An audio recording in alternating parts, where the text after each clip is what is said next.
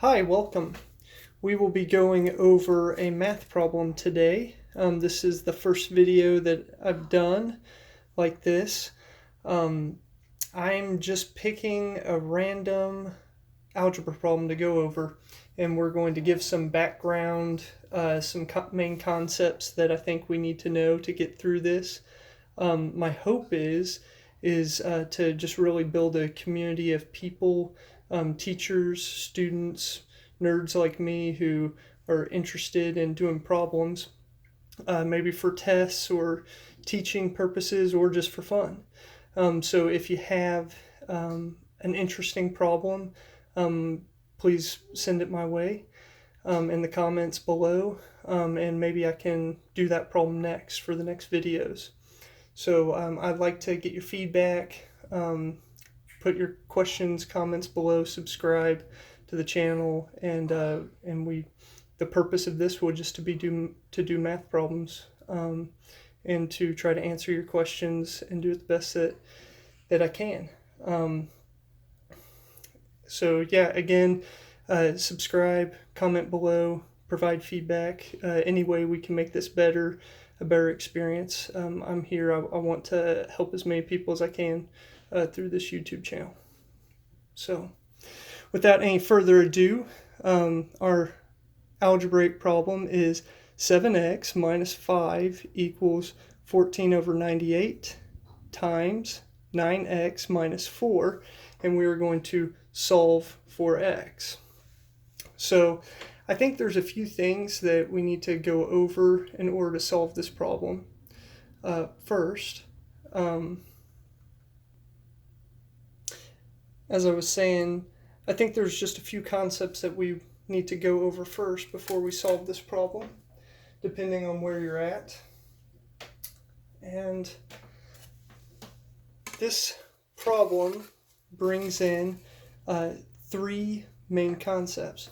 The first one that we have is the order of operations. Second one is composite and prime numbers.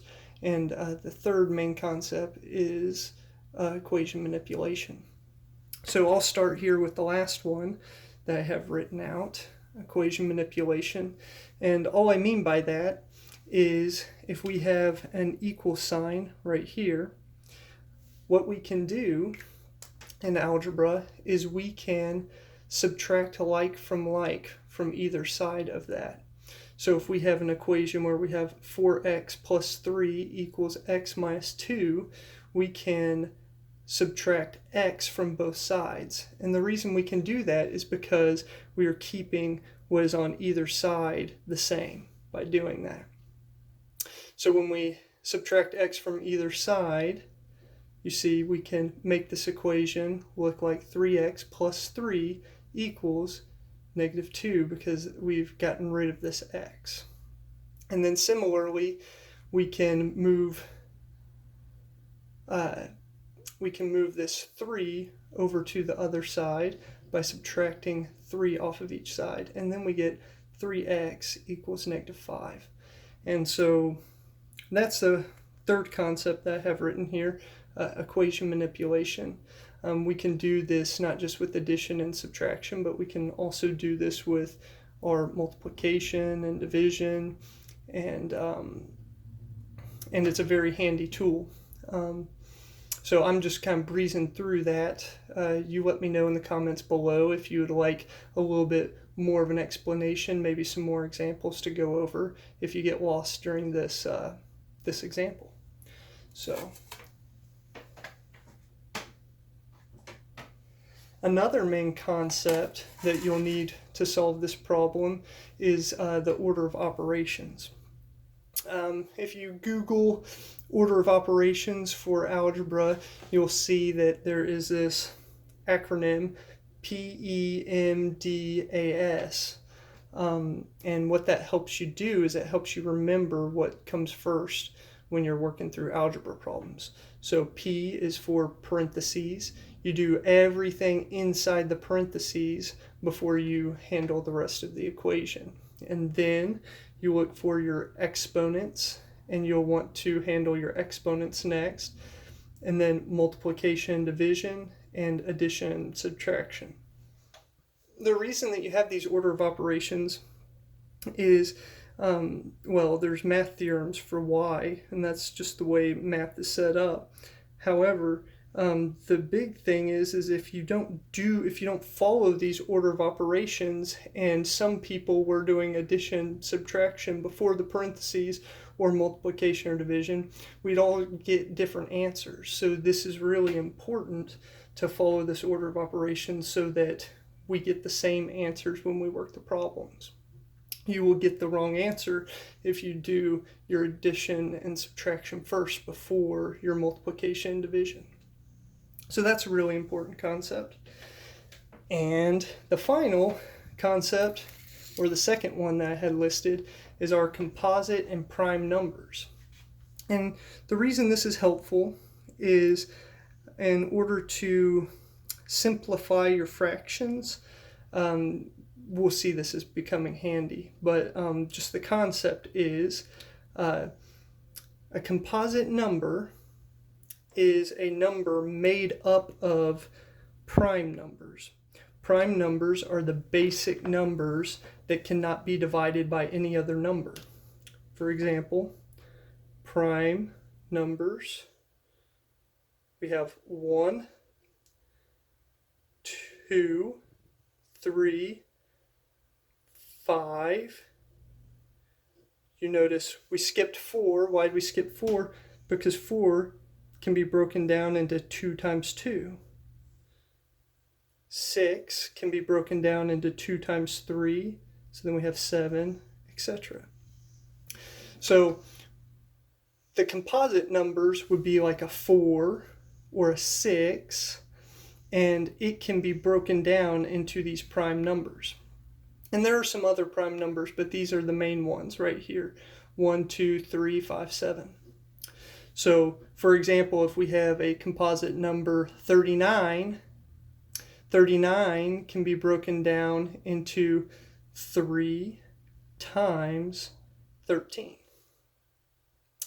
And similarly, 24 can be broken down into 2 times 12, and then 12 can be broken down into 3 times 4, and then 4 is 2 times 2, so 2 times 2 times 2 times 3, you get 24.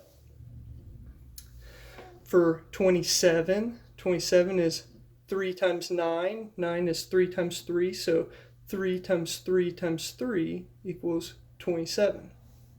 And I have over here, I'm showing that 7 cannot be broken down into anything else, so it's just 7.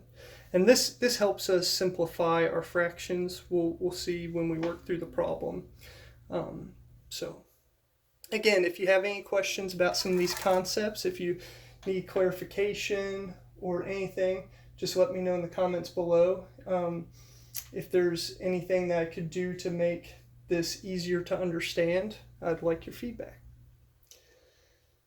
All right, so this is our problem. We have 7x minus 5 equals 14 over 98, parentheses, 9x minus 4. So remembering our order of operations, we want to handle our parentheses first. Now, when we look at our parentheses, we have 9x minus 4. Well, this x, we don't know what that is, and we need to solve for x. So there is nothing else that we can do here because we don't know x. This is as simple as we can get right now. So the parentheses portion is finished. So then we move on to exponents. I don't see any exponents that need to be taken care of right now. So that leaves multiplication and division. So we have this 14 over 98, which needs to be multiplied out times the 9x minus 4. And so there's a couple of different ways we could go about this. We could obviously do this 14 over 98 times 9x and then times the minus 4. but that gets a little bit messy. So what I'm going to propose that we do is we start off by moving the 98 over to the left-hand side. And so what we can do here is we can multiply both sides by 98. So I'm restructuring my equation here, 98, and then I'm going to use parentheses here, 7x minus 5 equals 14. So I got rid of the 98. 14 times 9x minus 4. All right, so the next thing that we want to do is we want to continue out. We started with division, and we want to continue out with multiplication. The cool thing about order of operations is because multiplication and division can be done either way, we could multiply this 1498 over 98 out first, or we could move the 98 over here first. You can do either one. So next, let's multiply 98 times 7. If you have a calculator, that's what I typically do nowadays, but I do want to show how I would do my work if I didn't have a calculator, so we'll pretend that we don't have one available. And if you know 98 times 7 off the top of your head, that's great. There are a few tricks for how you could do this quickly. I think I might know some in my head. So one trick you could do is you could say that that's not a 98, that's a 100. And so 100 times 7 is 700. And then I could say, but I'm missing 2, so 2 times 7 is 14. So I could get 686. So that's kind of a shorthand way you can do it kind of in your head. If you wanted to brute force it, or just do it the normal way, do 98 times 7. So what is 7 times 8? It's 56. What is 7 times 9? Is 63. So 3 plus 5 is 8. 6. Okay. So those are some ways that you could do this. This is a shorthand way to do it, but this is the official way to do it. All right. So we have 686x minus, now we have another one, 5 times 98. There's a couple of ways we could do this one. You remember we could do our shorthand way, which would be assuming that it's a 100 times 5. We know it's 500, and then 5 times 2 minus 10. So that's our shorthand way. Or we could do the longhand way and do 98 times 5. So 8 times 5 is 40. And then 5 times 9 is 45. So 4 plus 5 is 9. 4. So those are a couple of ways you can do that. So we have minus 490. Then we have 14 times 9.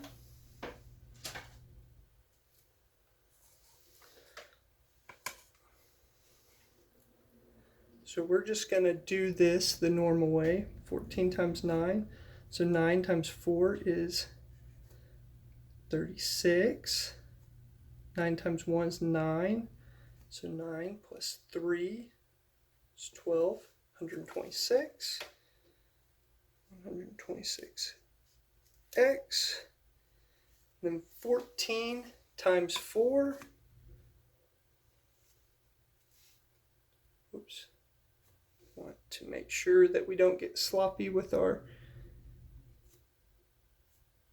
extra notes. So 4 times 4 is 16, then 4 times 1 is 4, so that's 56. All right, there we go. So what I like to do, as you see, is I like to have my main page where I'm working on my algebra problem, and I'm going line by line, but then I have my note work on a scratch piece of paper or some other thing off to the side. That way I can do my calculations. Now if you have a calculator, this is unnecessary, but if you got to do it by hand, just have some scratch paper off to the side where you do your arithmetic calculations, and then you can keep your algebra equations real clean. Okay, so now that we have gotten rid of all the multiplication and division, we're moving to the last step of our order of operations, which is addition, subtraction. So what we want to do is we want to get all the x's on one side and all the numbers on the other side. So what I propose we do is we subtract 126x, and then we add 490 to both sides, and then that will move everything over. See, so we're going to add 490, so that goes away. We're going to subtract 126x, so that goes away. So let's go ahead and do that.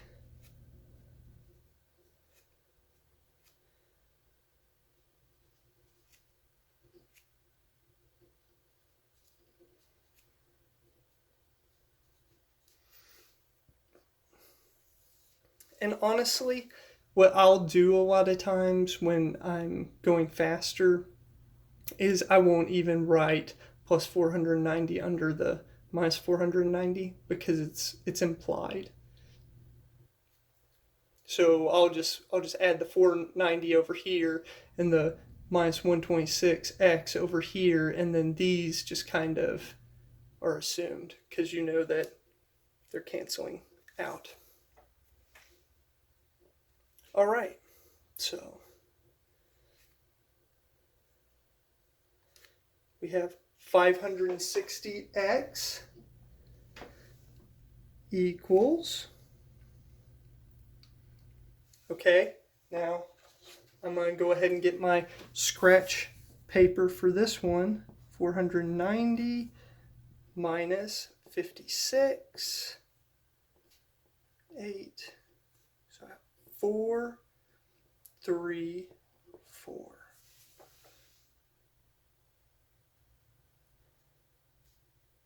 Okay.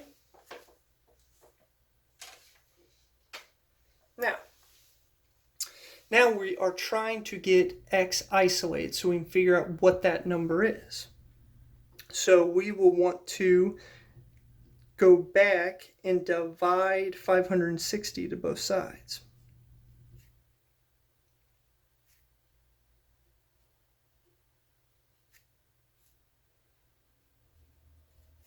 Okay, so that's our answer. And you could punch that into a calculator.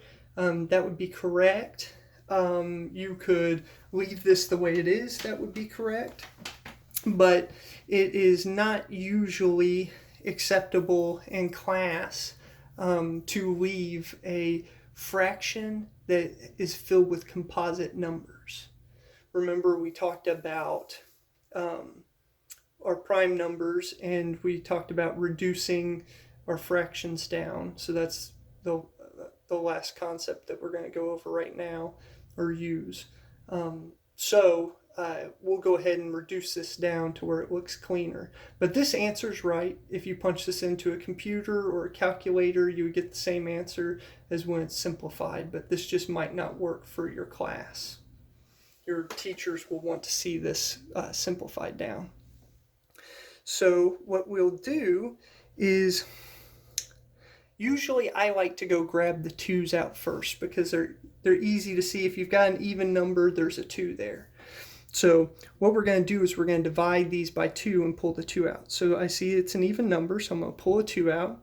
And then what is 434 divided by 2? Well, that's 2, 1, 7. Okay, I can grab my scratch piece of paper and divide 434 by 2 if I want, or if you see it without doing that, that's okay too. And then if I take 2 out of here, we have 2, 8, 0. And this one might be, this one might be a little bit harder to see, but the 217 and the 28, if you see 21 and 7 and 28, those you can take a 7 out of, because the 21 is 3, 7, 1, 28 is 4. So let's go ahead and take that 7 out. So we have 2, 7, 3, 1, and we have 2, 7, 4, 0, and then we can get rid of our 2 and our 7, and we have 31 over 40. And I like to write my X there, and then when I finally have my final solution, I will put a box around it. And this highlights to my teacher. And teachers, if you want to find the answer quickly, I would encourage you to tell your students box the answer. That's what I did throughout college. But that just helps bring your attention to where the answer is, and then everything above it is showing your work to get to that answer. So that's all I've got for today. I really hope that you enjoyed it. This problem shouldn't take 20 minutes, but I wanted to go through and talk about the concepts. I am very interested in hearing feedback from everybody. So if you have any example problems you'd like to go over, if you have any ideas, and the way we're filming, if we can make it better, I would love to get your feedback. But most importantly, I just love for y'all to ask questions and kind of help facilitate new content so we can go over something that's meaningful to you. All right, you have a great day. Bye-bye.